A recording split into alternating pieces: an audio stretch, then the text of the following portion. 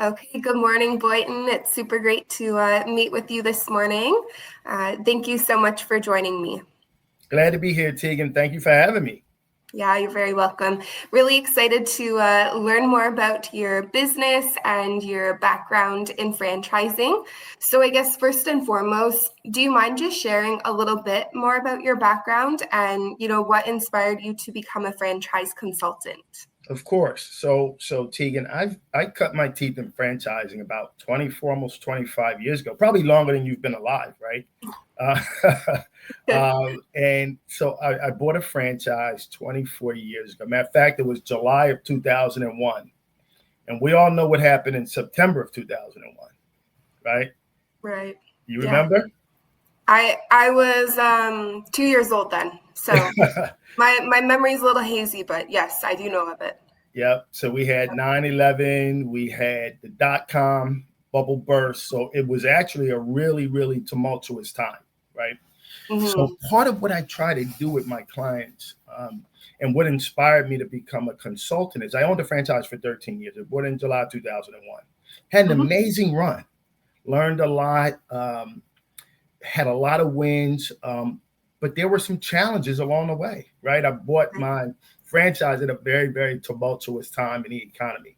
So after I sold it, I was thinking, well, what is it that I could do in my encore career that would allow me to help people who Sure. were embarking on a journey that I embarked on, but be Mm-hmm. that guide, be that roadmap to a successful entrepreneurship journey. And so that was really what inspired me to become a consultant. I wanted to help people. I wanted to give back. I wanted to share what I learned about franchising with other people that were embarking on a similar journey. Yeah, no, that's a great story. I think it's really proof that you ran a business, a franchise during difficult times, and that's really valuable guidance that you can deliver to people. So thank you for sharing that. Yep. Um, Now, when you work with your clients, Boynton, what is your process to better understand their goals and their needs, and maybe a little bit about their financial needs as well before you actually recommend a franchise to them? Yeah, that's an important part and step in the process, Tegan, right? We have to really sit down and really uncover, take a really thorough peek behind the curtains and For really sure. understand why are they in a position they're in and really Mhm. understand what is their pain point, right? Mhm. What is it that's driving you to entrepreneurship? Because as I know, 8 out of 10 people I meet with in my business don't even buy a business today. Most people Right. think they could cut out to become an entrepreneur, but when they really get deep into the weeds and they realize the amount of work, Yeah. there's risk, there's fear, there's doubt, there's all of these things that ultimately keep people from doing it, right? Mhm. So what I really want to understand is why. Why are they doing this, right? And I share my own story, right? My why was really I wanted flexibility, independence, and control. I wanted Mhm. more time with my family. So, when I was in corporate America, I look back on my life and I had a great run in corporate America for 13 years. Stock options, company car, health benefits, all of the trappings of what appeared to be success. But what I didn't have was time with my children. So when I would reflect on my life, I thought, man, I have no memories really of my parents attending anything I did as a child, right? Mhm. They were busy raising 6 kids, putting food on the table, right? They Yeah. didn't have time to come to my football games or my baseball games, right? So I wanted something different for my life. And I Right. share that story with my clients so they can really start to think about, well, why are you doing this? Because I'm convinced after doing this consulting thing for 10 years, that the more compelling someone's why is, the more sustainable it is, the greater the likelihood that not that they're going to jump into the deep end of the pool and become an entrepreneur, but that they're going Mhm. to do it and do it successfully. So Yeah. it's really the first step is uncovering their why. And then we do a deeper dive, digging into things like, well, what are their skills? How much time do they want to invest in a business? How much money do they have to invest? How Mhm. soon do they need to see the profits from the business become manifesting itself in their bank accounts? And then we move to the stage of we start to look at based on their what we call their unique business model. And we literally write down everything the client says. And then we try to match them successfully with the right franchisor. Very similar if you've ever bought a home, right? You sit down and you go, okay, I want a 6-bedroom house. I want, 4 bathrooms, a 3-car garage, an in-ground pool. We're doing the same thing or something similar. Sure. Taking their business goals and their lifestyle goals and aligning it with the right franchise. Mm-hmm. Yeah, those are all really great points. I love that you emphasize the why. I actually recently saw a quote, and it basically said, if you have a strong why, then the how is easy. Like, you're going to be determined to be successful. But to your point, if people don't know what that why is, they just aren't passionate, there's no reason, then it is going to be a lot more difficult for them to be successful in the franchise. So I really appreciate that you bring that up with your clients to make sure that you are matching them with the appropriate fit, and even determining, is franchising the route that they should be taking. So yeah, I love that you bring that up, Boynton. Really great point. And you really touch on a good point. Franchising is not for everybody. Right? There's going to be rules, right? And what the franchisor is looking for is someone who's willing to adopt their idea, clone it, and make it theirs, right? If you're a renegade, you want to do it your way, franchising's also not going to be right for you. So part of this process is not just saying yes to everyone, but it's really defining for them what's the right entrepreneurial path they should be going down. Maybe they should just start a business from their dreams, their passion, build a business from scratch. That's sometimes a better route for people. Right. Yeah. No, that's a very good point. Now, kind of on the contrary side of things, rather than the client, but how do you vet the franchises themselves before you go ahead and feel comfortable recommending that to a client? Yeah, great question. So I look for a couple of things. Is it a proven business model? Sure. Right. What you're buying when you're investing in a franchise, you're looking for what? Proof of concept, right? What's the leadership team comprised of? What sort of support are they giving franchisees? And I'll tell you what probably is one of the most important factors in this process for me, looking at franchisors, is what are the franchisees currently in the system? What are they saying about you? Yeah. Are they saying, hey, Boynton, I love this concept and I'm going to buy a second territory and a third territory? How many of their franchisees are actually multi-territory, multi-unit franchisees? Are they happy with the support? Listen, franchising, and this, most franchise agreements are for 7 to 10 years. So you need to be able to vet the franchisor's financials and determine that they're on solid financial ground, because you're marrying this franchisor for the next 7 to 10 years. You need them to be there 5 years down the road to continue to provide ongoing support. Absolutely. Yeah, that's a great point. I mean, the franchisees are really the proof in the pudding that really demonstrates for sure how that model is, and can help your clients understand, is this something that is right for me as well? So yeah, really good point. Yeah. Now, listen, franchisees, my clients, I tell them, you have to speak to a minimum of 8 to 10 franchisees. Okay. Right. And don't just talk to the top performers in the system. Yes, you have the ability to be a top performer, but talk to some people who are in the middle, and talk to some people, quite frankly, that may have struggled in the beginning. And then you can make a well-informed, balanced decision. Yeah, for sure. No, that's a really great point. Now, when you're working with your clients, Boynton, how do you kind of tailor your approach with clients who maybe have different financial needs or financial backgrounds? Yeah. So if I determine in the qualifying call and in the intro call that there might be some financial challenges there, I try to get all my clients pre-qualified. It's like, again, buying a house. You get pre-qualified to buy that house. You know this, Tegan, as well as I know it, right?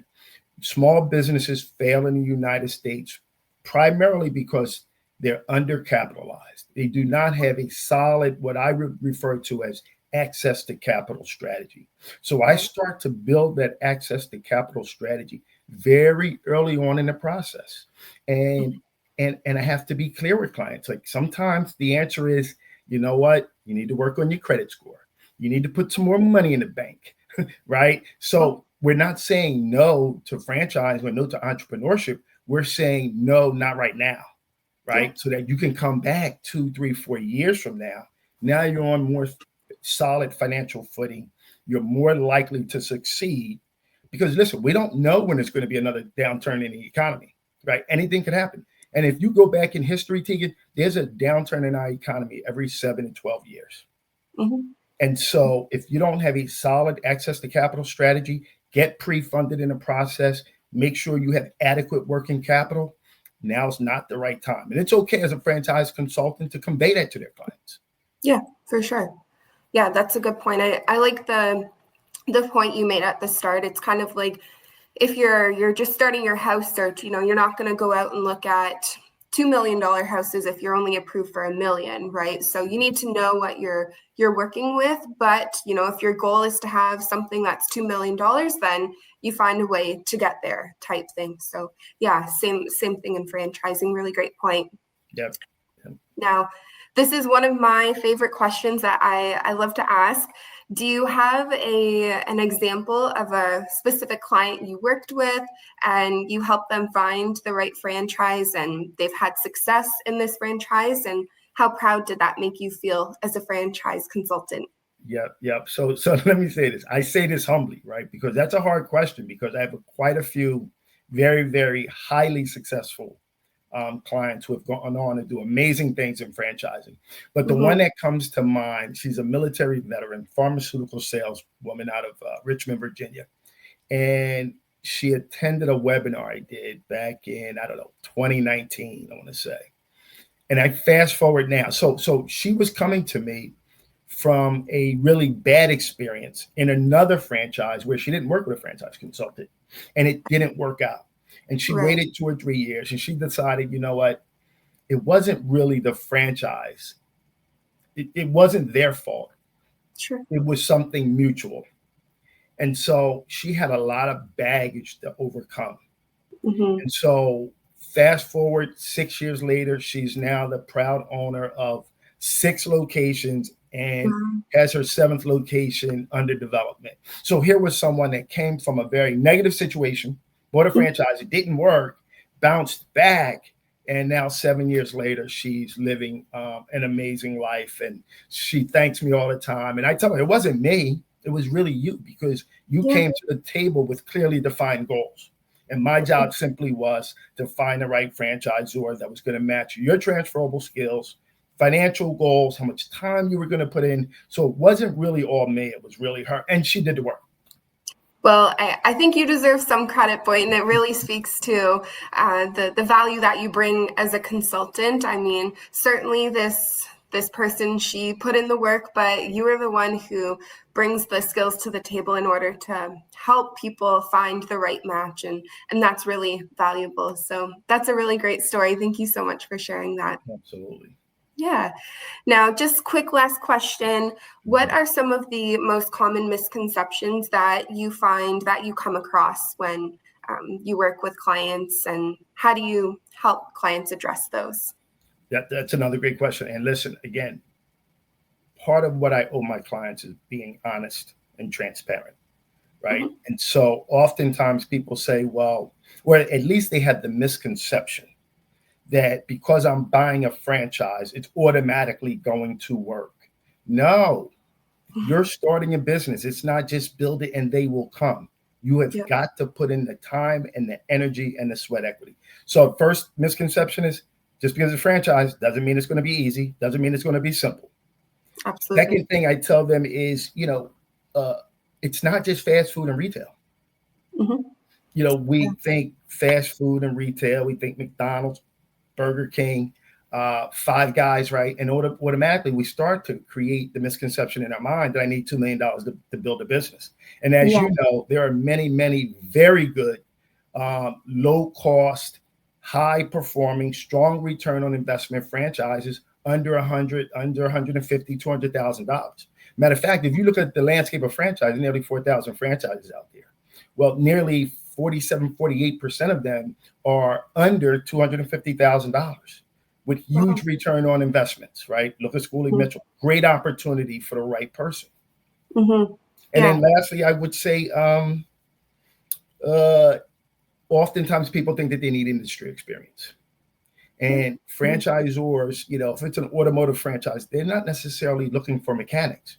They're looking for someone that has the proper aligned transferable skills, sales, marketing, human resources, whatever it is. So no, when you're looking at franchising, you don't need experience necessarily in that particular industry.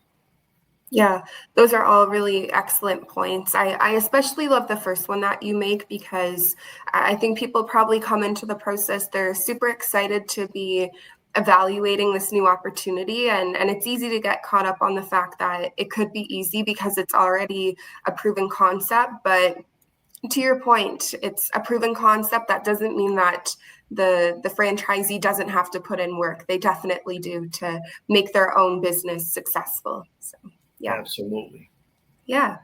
Well, it's been super great chatting with you, Boynton, and learning more about your business and your background in franchising. Is there anything else that you would like to share for your clients or potential clients to know about you?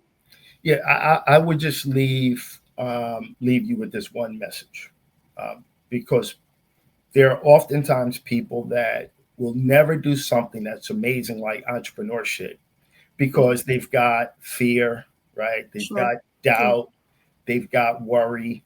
And I just try to say to my clients, listen, fear is not something we're born with, right? There's some valid fear, right? We can, walk down a dark alley at 2:00 in the morning in an unsafe neighborhood. That's real fear.